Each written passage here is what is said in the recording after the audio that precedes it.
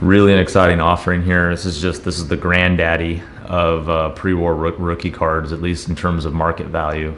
The Howie Morenz V145-1, that Paterson production it's just one of these cards that you never ever see, and what few copies do exist are just immeasurably important, and rarely do they hit the market in grades higher than poor to fair condition. We've had the pleasure of selling a couple copies that are in this mid-grade level. The prices just seem to keep going up. There aren't enough of these for those who are pursuing cream of the crop rookie cards from all sports. This is one of these cards that is a must own, and there simply are not enough of these to go around. Very, very few confirmed copies ever have been graded and offered here. It's one of the finest copies that's ever surfaced as a 4.5. We've never seen anything higher than a 5. Overall, card has a lot going for it. It's very clean. We have a little bit of wear to the periphery. This upper right hand corner has a minor wrinkle in it, which is probably the only reason why it didn't grade a 5 at the time. But overall, the card has a lot of aesthetics that are very pleasing and well preserved throughout.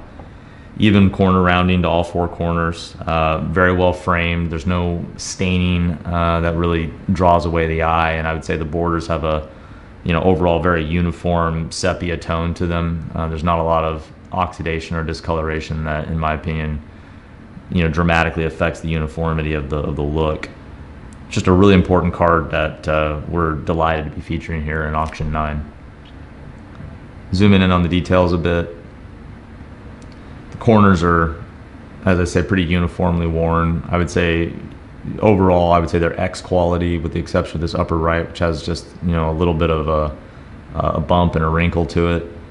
But overall, I'd say that this upper right corner is largely as square as the others. But the other 3, I would say, are pretty accurately in the X realm. The back is clean,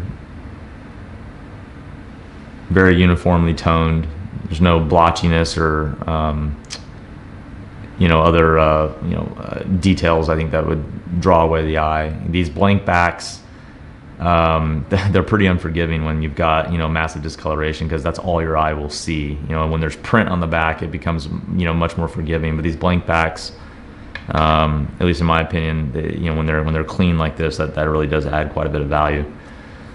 As it sits, again, just a world-class investment piece from Vintage Hockey. They really don't come a lot better than this in terms of available assets and overall quality. So really excited to be featuring this. If you're in the market for the best, this is a card that you really just can't overlook. It doesn't get any better than this, and very hard to replace indeed.